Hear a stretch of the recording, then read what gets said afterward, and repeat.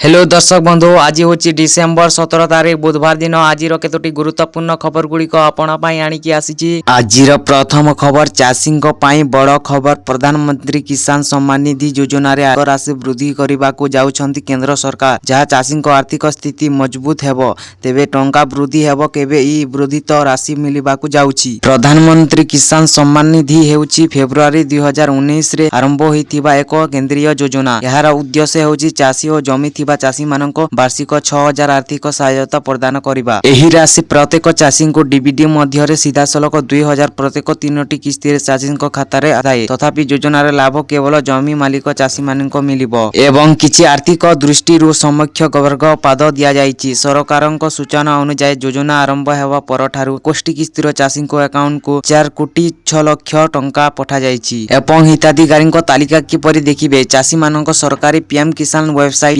pmkisan.gov.in को जाई हिताधिकारी तालिका सेमान नाम सहजरे जांच करि पारिबे। वेबसाइट कृषक गणना विभाग रे हिताधिकारी तालिका विकल्प चयन करी एवं राज्य जिला ब्लॉक एवं ग्राम प्रवेश करी संपूर्ण तालिका प्रदर्शन कहे। परवर्ती खबर पुणी बंगोपसागर रे भयंकर बात्या 8 तारिख करिबो लैंडफॉल। आईएमडी देला सतर्क सूचना अनुसार बंगोपसागर रे हेबाकू जाउछि बात्या। एहा फल रे 8 तारिख स्थल भाग रे हेबो माड़। एहाकू नै छानिया उपकूल लोके आसंता 8 तारिख उपकूल छुईबा नाई पाणीपाग विभाग रु पूर्वमान परे वर्तमान छानिया हेलेनी लोके मात्र सेमानक खाली जे छानिया हेलेनी ताहा नुहे बरम ता केबे माड़ हेबो एवं केउठी माड़ हेबो। दक्षिण अंडमान सागर एक लघुचाप क्षेत्र सृष्टि होइथिबा बेले अग्रांश एहा घनीभूत होई साइक्लोनिक स्टर्म रे परिणत हेबार संभावना रहिछि। डिसेम्बर 8 तारिख सकाल सुधा एहा उत्तर तमिलनाडु पुडुचेरी एवं दक्षिण आंध्र प्रदेश रे उपकूलवर्ती बंगोपसागर घनीभूत होई पारे। परे पश्चिम उत्तर पश्चिम दिगरु गति करी डिसेम्बर 6 तारिख संध्या सुधा दक्षिण पूर्व बंगोपसागर उपकूल एक अवपातिर परिणत हेबार संभावना रहिछि। अवपात बात्यार रूप नै 8 तारिख सुधा उपकूल छुईबार संभावना रहिअछि। तेबे जदि बात्यार होए तेबे एहा उत्तर तमिलनाडु एवं दक्षिण आंध्र प्रदेश रो उपकूल स्थलभागर छुईबार संभावना रहिअछि। परवर्ती खबर पुरी जिबाको आउ लागिबनी घंटा घंटा मात्र 40 मिनिट रे श्रीक्षेत्र रे पहुंची जिबे भक्त। खास एथि पई कि सब दिन छुट्टी थाए भक्तंक भीड़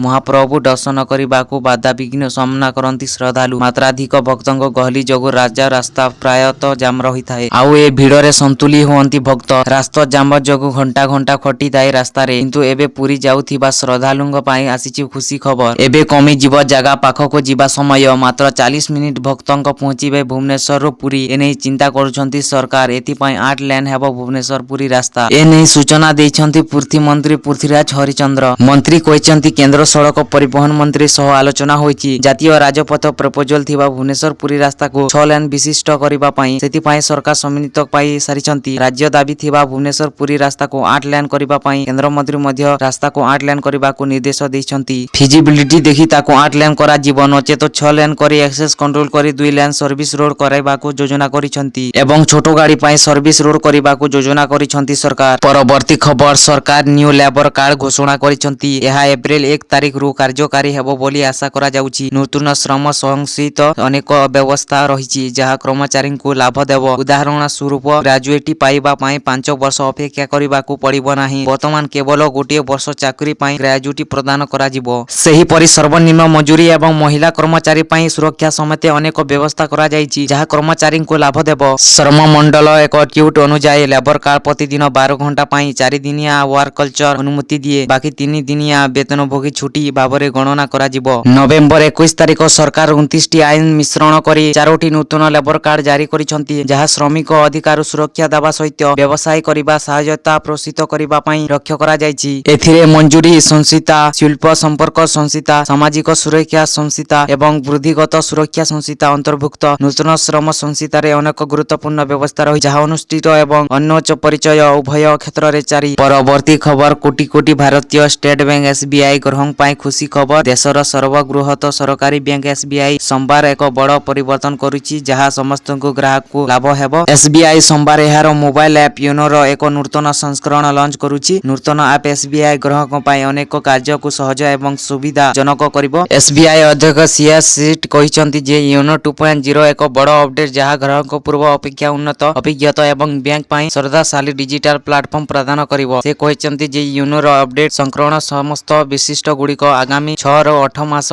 मध्य धीरे ଧୀରେ ଆରମ୍ଭ କରାଯିବ।